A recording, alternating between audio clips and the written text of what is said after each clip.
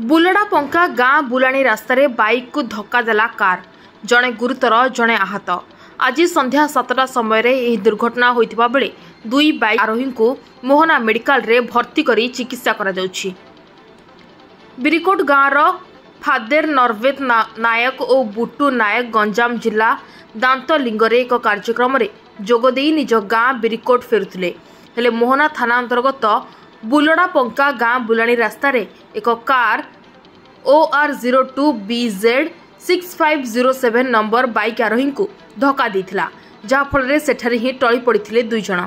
सेठारे थिबा किछि स्थानीय लोके एक ऑटो जोगे मोहना मेडिकल रे भर्ती करी प्राथमिक चिकित्सा चलिथिबा बेले नरवेद नायकंक बाम गोड़ और शरीर रे गभीर आघात लागिथिबा बेले बुड्डू नायकंकु सामान्य आघात लागिछि। घटनास्थल रे मोहना पुलिस पहुंची अधिका तदंत चलाइछि।